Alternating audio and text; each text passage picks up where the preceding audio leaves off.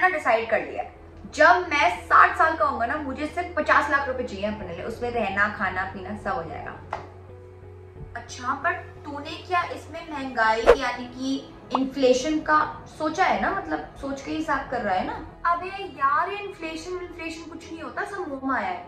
और वैसे भी अभी तो मैं 20 साल का हूँ ना, रिटायर होऊंगा मैं 60 की एज में, इतनी दूर की कौन देखता है। देखना पड़ेगा तुझे। देख, तुझे पता है 6% इन्फ्लेशन के हिसाब से हर 12 साल में आपके खर्चे डबल हो जाते हैं। इसको रूल ऑफ 70 या 72 बोलते हैं।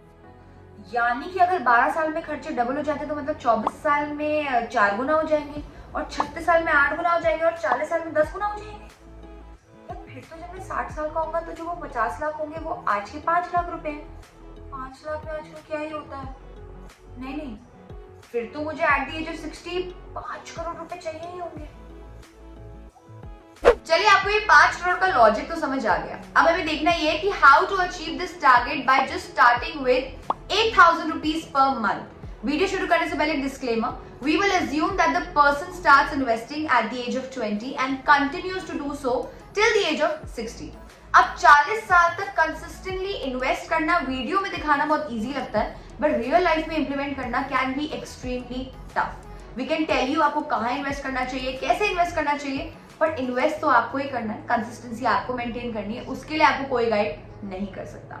Now that we have this out of the way, let's look at some numbers. देखिए, अगर आप 20 साल के हैं, आपने 8,000 रुपए इन्वेस्ट करना शुरू कर दिया हर महीने, then we will assume कि आपकी हर साल सैलरी भी बढ़ेगी, एंड सैलरी के साथ साथ आपका अमाउंट भी बढ़ेगा जो आप इन्वेस्ट कर सकते हो।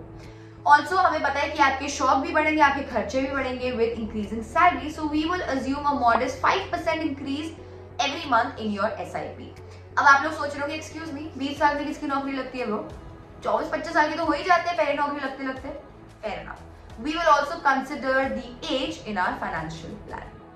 सो हमारे फाइनेंशियल प्लान के हिसाब से अगर आप 20 साल के हैं तो आपको मंथली 8,000 से शुरू करना होगा, और अगर आप 25 के हैं तो आपको मंथली 12,700 से शुरू करना होगा, एंड सो ऑन। जैसे कि आप देख रहे हैं, आप जितनी जल्दी शुरू करेंगे आपको उतना कम इन्वेस्ट करना पड़ेगा। 20 साल की एज में शुरू करोगे तो सिर्फ 1.15 CR इन्वेस्ट करना पड़ेगा इन 40 ईयर्स। 25 साल की एज से शुरू करोगे तो आपको 1.37 करोड़, एंड 30 की एज से करोगे तो आपको 1.62 करोड़, एटसेट्रा एटसेट्रा। अब ये तो बात होगी कि आपको इन्वेस्ट कितना करना पड़ेगा। अब आपके दिमाग में ये सवाल आ रहा होगा कि आप पोस्ट टैक्स रिटर्न कितना अज्यूम कर रहे हैं, है ना? तो आपको ये जान के बहुत खुशी होगी कि हम टैक्स हटाने के बाद सिर्फ 8% रिटर्न अज्यूम कर रहे हैं। यस, सिर्फ 8%। आपको विश्वास नहीं हो रहा तो ये देखो, यहाँ पे हमने 8,000 की मंथली SIP को 8% रिटर्न के हिसाब से 40 इयर्स के लिए इन्वेस्ट किया, और हर साल 5% SIP को बढ़ाया, तो 40 इयर्स के बाद हमें 5 करोड़ 20 लाख मिलेंगे। अब आप बोलोगे कि यार म्यूचुअल फंड्स में तो 15 to 16% का रिटर्न मिलता है, then why are we assuming just 8%? वो इसलिए क्योंकि सबसे पहली बात तो ये कि जो ये 15 to 16% होता है वो आपका प्री टैक्स रिटर्न होता है। इसमें से आप 10 to 15% का टैक्स हटा दो तो भी आपके पास 12 से 13% बचता है। अब अपनी सारी इन्वेस्टमेंट म्यूचुअल फंड्स में तो करोगे नहीं, कुछ पैसा आप FD में रखोगे, कुछ PF में रखोगे, कुछ NPS में रखोगे, एटसेट्रा एटसेट्रा। तो कुल मिला के सब कुछ कर कराने के बाद आपके पास 8 to 9% पोस्ट टैक्स रिटर्न बचता है। इतना ही आप कमा पाओगे, और अगर आप उससे ज्यादा कमा लेते हो तो वो आपकी वेल्थ में और ऐड हो जाएगा। सो हमने कंजर्वेटिवली अज्यूम किया है 8%। अब देखते हैं 8% कमाने का तरीका।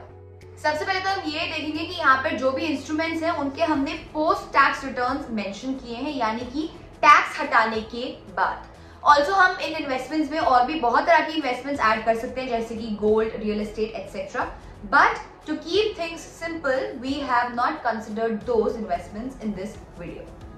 तो यहाँ पे अगर हम अज्यूम करें कि क्योंकि आपकी एज कम है, आपने अपना 50% इक्विटी म्यूचुअल फंड्स में लगा दिया है, और बाकी जो बैलेंस है 50% वो आपने 3 इन्वेस्टमेंट्स में स्प्लिट कर दिया है। 20% EPF PPF में, 20% FD में, और 10% NPS यानी कि नेशनल पेंशन स्कीम में।